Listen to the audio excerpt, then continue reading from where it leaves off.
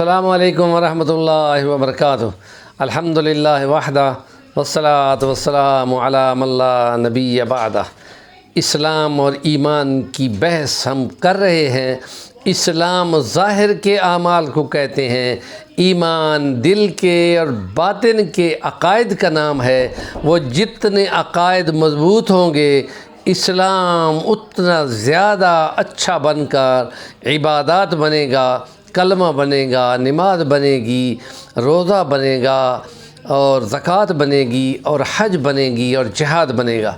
اور یہ دن جس کے لیے ہم کہتے ہیں کہ یہ اسلامی مہینے جس کو قمری مہینے کہتے ہیں چاند کے حساب سے، وہ 12واں مہینہ جس کو ہم کہتے ہیں ذی الحجہ کا مہینہ ہوتا ہے، اور اس کی 10 راتوں کی قسم خدا نے قرآن مجید میں سورۃ فجر میں فرمائی ہے، والفجر ولیال عشر۔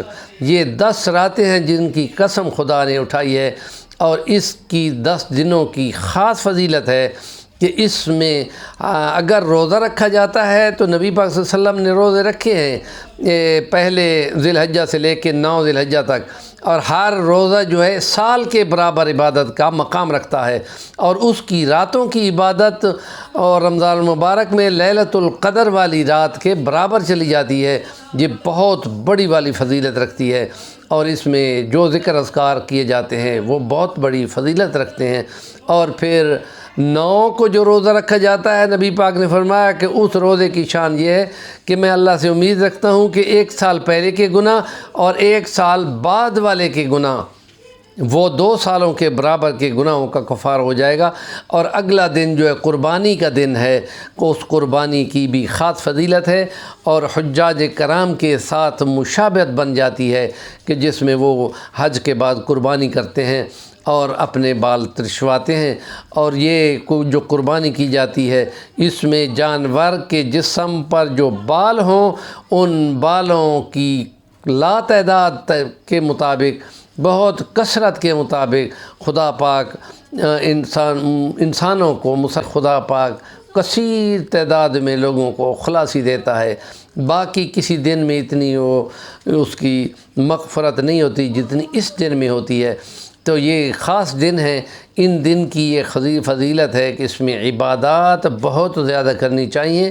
رات کے نفل چاہے 2 نفل کیوں نہ پڑھا جائے، اور روزے رکھے جائیں، لیکن 9ویں کا عرفہ کے دن کا، حج والے دن کا جو روزہ ہے اس کی خاص فضیلت ہے۔ 2 سالوں کے برابر اس کا مقام چلا جائے گا۔ ہیں تو یہ مستحب نیکی والے کام، لیکن جس کو شوق ہو وہ نیکی کی طرف بہت زیادہ شوق اور رغبت رکھتا ہے۔ اور اس میں تحلیل لا الہ الا اللہ، اللہ اکبر، تکبیر اللہ اکبر اللہ اکبر، لا الہ الا اللہ اللہ اکبر، اللہ اکبر وللہ الحمد۔ اور جو قربانی والے دن عید پڑھنے جاتے ہیں تو ان کے جانے والے راستوں پر اور آنے والے راستوں پر الگ الگ یہی کلمے بولے جاتے ہیں، اور جو خطبہ عید دیا جاتا ہے اس میں بھی بہت زیادہ اس کو پڑھا جاتا ہے، اللہ اکبر، لا الہ الا اللہ واللہ اکبر، اللہ اکبر وللہ الحمد۔ اور شوق اور محبت کے ساتھ جو جانور لیا جاتا ہے اس میں قربانی کی جاتی ہے، اور یہ امید رکھا جاتا ہے کہ جو لن ینال اللہ لحومہا ولا دماؤہا ولکن ینالہ التقوی منکم، جو دل میں اللہ سے ڈرنے کا شوق اور جذبہ ہے وہ اصل خدا تک پہنچتا ہے۔ یہاں گوشت کھانا یا خون بہانا یہ اتنی قیمت نہیں رکھتی۔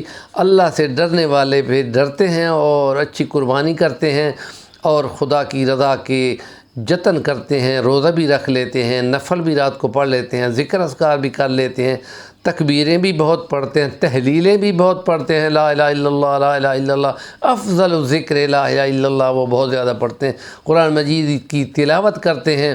قرآن میں حقوق ظن ہے مرد مسلمان، اقبال کہتا ہے، تھوڑی سی ایک آیت کو پڑھ کر جو غور و فکر، تدبر و تفکر و تعقل کرتے ہیں وہ ہزار نفلوں سے برابر چلا جاتا ہے۔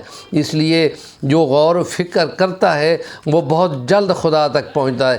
امام غزالی رحمۃ اللہ علیہ نے فرمایا ہے کہ جو رات کو اندھیری رات میں آسمان کے تاروں کو دیکھ کر خدا کو نہیں پہچان سکتا تو وہ مسلمان بھی نہیں ہے۔ آپ لگائیں اندازہ۔ اور آج کی جدید فلکیات جس میں انہوں نے بہت بڑی ٹیلیسکوپ لگا دی ہیں دور تک، اور billions and billion light year کے فاصلوں پر وہ جا کر اندر خدا کی بنائی ہوئی یہ خلاقیت جس کے لیے خدا کہتا ہے وَلَهُ الْكِبْرِيَاءُ فِي السَّمَاوَاتِ، اللہ کی کبریائی ہے بہت بڑی آسمانوں میں۔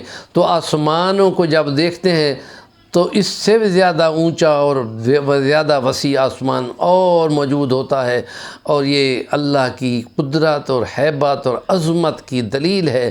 تو اس لیے خدا کہتا ہے وَسَبِّحْ بِاسْمِ رَبِّكَ الْعَظِيمِ، اپنے عظمت والے خدا کی پاکی بولا کرو کہ اس کا کوئی شریک نہیں، نہ اس کی ذات میں، نہ اس کی صفات میں، نہ اس کے افعال میں۔